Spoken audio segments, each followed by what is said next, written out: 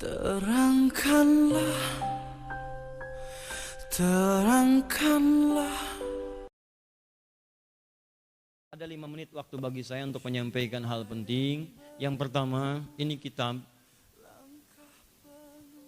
Yuk lihat, gak akan kelihatan belum saya angkat. Bismillah, ini kitab. Kitab yang sangat mulia. Isinya. Dan ada keberkahan di dalamnya sampai ke bahan-bahannya. Insya Allah. Apa isi kitab ini?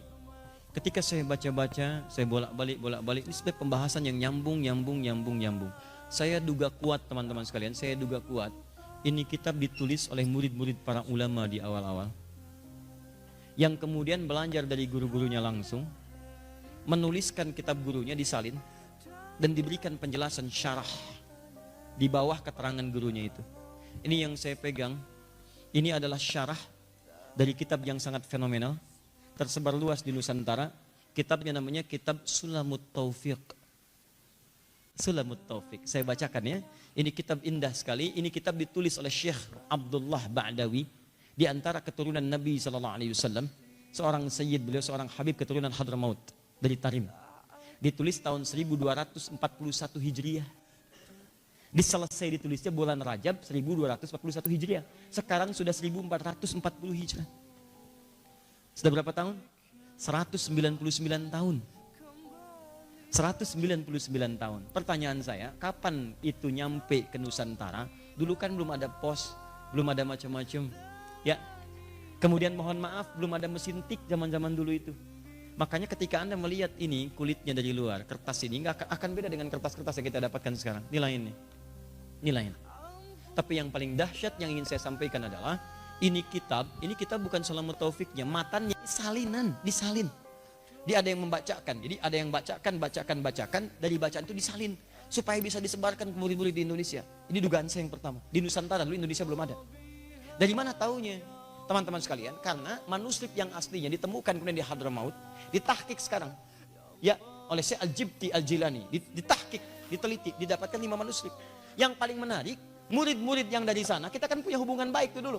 Sampai banyak habaib tersebar di sini. Keturunan Nabi SAW. Banyak. Dan banyak di antara mereka yang tidak memperkenalkan diri. Seperti Syekh Ahmad Dahlan, pendiri Muhammadiyah. Itu Habib, Sayyid, keturunan Nabi itu.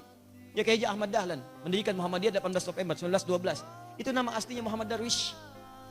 Sampai kemudian dikirim ke Mekah, belajar pada Syekh Ahmad Khatib Al-Minangkabawi. Itu keturunan Nabi.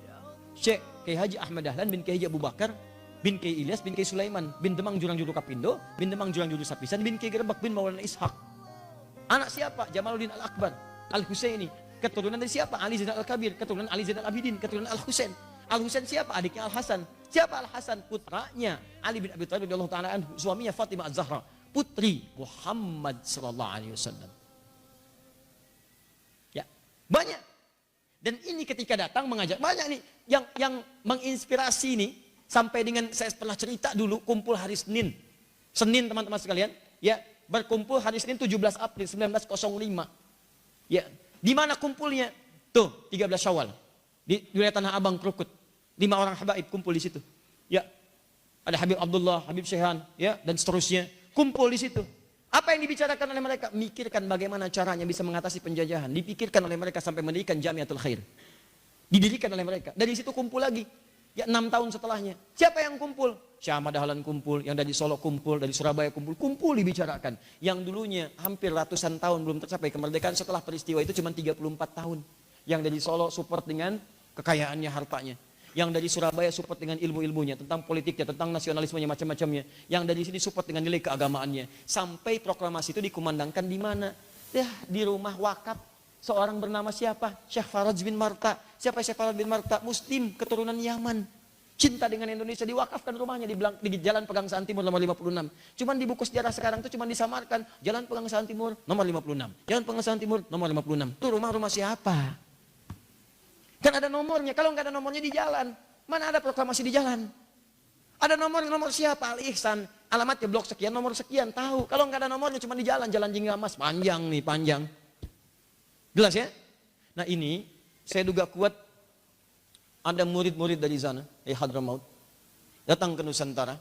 mendiktekan ini, kemudian ditulis oleh muridnya di sini. Apa buktinya? Buktinya ini ganda nih. Dari kitab yang saya terima lebih daripada 10.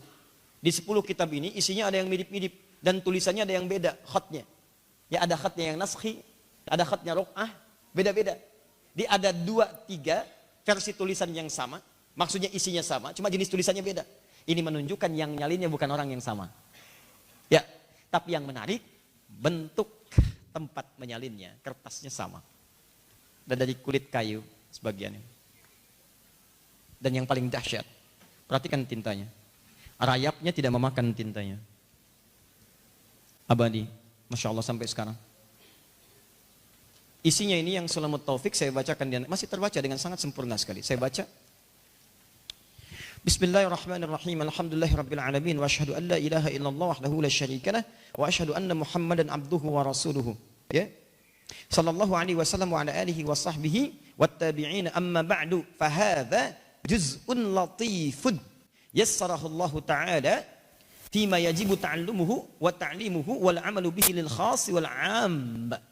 Ini adalah setelah beliau menuliskan mukaddimahnya memuji Allah, bersalawat kepada Rasulullah SAW, beliau mengatakan ini bagian, ya, juz'un latifun, bagian yang sangat lembut, bagian yang ringan dari apa yang bisa saya tuliskan. Ini ketawaduan bentuknya, ketawaduan. Kemudian yassarahullahu ta'ala, Allah yang memudahkan saya untuk menuliskan ini.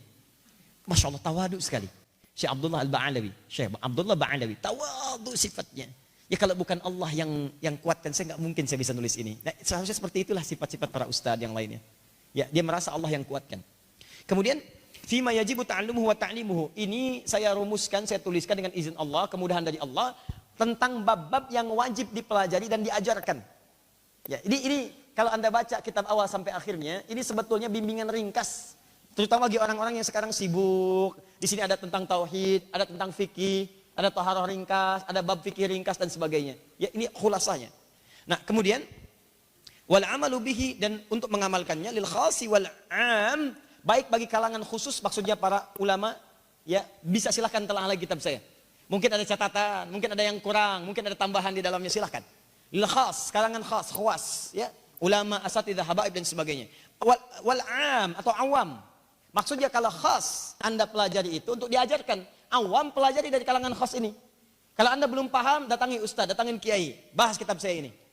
Kemudian wal wajib ma wa'adallahu fa'iluhu bitsawab. Ada yang wajib itu, nah ini yang saya katakan, harusnya ada alifnya, ini enggak ada alifnya. Ini berarti disalin nih. Jadi dibacakan disalin. Ya, wal wajib, harusnya wajib ditulis alifnya hilang. Wal wajib ini biasa, dalam manuskrip biasa. Nanti kadang-kadang ada tahqiq di bawahnya. Ini harusnya ada alif, ini begini, ini ada penjelasan. Ya. Ma wa'adallahu fa'ilahu bitsawab wa tawa'ada tarikahu bil iqab. Ya, beliau menjelaskan pertama, sedangkan wajib itu kata beliau, lihat, kata beliau, isi kitab ini berupa kewajiban. Anda harus pelajari karena ini wajib untuk kita. Sedangkan wajib itu kalau dikerjakan dapat pahala, kalau ditinggalkan dapat dosa. Apa artinya kata beliau ini? Saking pentingnya kitab saya ini, Anda jangan tinggalkan karena di sini banyak berupa kewajiban. Saya khawatir kalau Anda nggak kerjakan, Anda disiksa oleh Allah. Tapi kalau Anda kerjakan dapat pahala. Saya nulis kitab ini karena sayang dengan Anda. Kalau saya nggak sayang dengan Anda, nggak akan saya tulis. Saya takut Anda kena azab Allah. Saya takut Anda kena hukuman Allah. Karena itu ini saya tuliskan sebagai cinta saya kepada Anda. Tawadu. Maka kemudian wasammaituhu, maka saya beri nama kitab ini Sulamat Taufiq ila mahabbatillahi ala tahqiq. Masya Allah. Jalan-jalan untuk mendapatkan, atau tangga sekarang sulam itu ya, tangga tahapan-tahapan untuk mendapatkan pertolongan Allah sehingga bisa meraih cintanya yang hakiki. Seakan-akan beliau ingin mengatakan kalau Anda ingin mendapatkan cinta Allah, disayang oleh Allah, diberikan banyak pahala, maka saya tuliskan rumus-rumusnya, inilah tahapan-tahapannya. Baca kitab saya ini, maka insya Allah Anda diberikan taufik, bimbingkan oleh Allah untuk mendapatkan cintanya yang sejati. Sulamut taufiq ila mahabbatillahi ala tahqiq. Teman-teman, sekarang kitab ini terjemahannya sudah banyak menyebar. Tapi tidak banyak orang tahu siapa murid pertama di Nusantara yang menuliskan kitab ini. Inilah ada rekamannya. Ini kalangan orang-orang pertama yang menuliskannya dan ada syarahnya. Dan syarah ini disebarkan saya yakin di tanah Jawa ini. Karena ini bawahnya bahasa Jawa. Bahasa Jawa bawahnya. Ya, Jawa yang dituliskan dengan huruf Arab. Dulu Belanda itu sengaja kemudian melarang bahasa-bahasa Melayu Ya, karena bahasa Indonesia belum ada, Melayu dilarang digunakan sebagai bahasa resmi untuk terjemahan kitab supaya orang Indonesia itu atau orang Nusantara dulu nggak pandai, nggak ngerti tentang persoalan-persoalan yang ada. Maka hanya boleh diterangkan dalam bahasa lokal atau bahasa Arab. Makanya nanti sebagian kitab yang saya dapatkan itu nanti ada syarahnya dalam bahasa Arab. Bukan hanya satu kitab ini, tapi banyak beragam kitab. Ya, sekarang saya akan coba cari waktu, siapa, saya ingin coba diungkap siapa yang menulis kitab ini. Kalau ditemukan, kita akan menemukan guru-guru awal kita, pendahulu kita, yang kita akan tahu bagaimana cara mereka berjuang. Yang paling menarik, kok bisa mereka menemukan tinta yang bertahan sampai dengan sekarang. Ini bertahan nih, tintanya bertahan. Kalau 199 tahun yang lalu itu diajarkan, kemudian dibawa ke Nusantara pada saat itu misalnya, 1323 aja, itu pertemuan perkumpulan yang di Tanah Abang Krukut itu.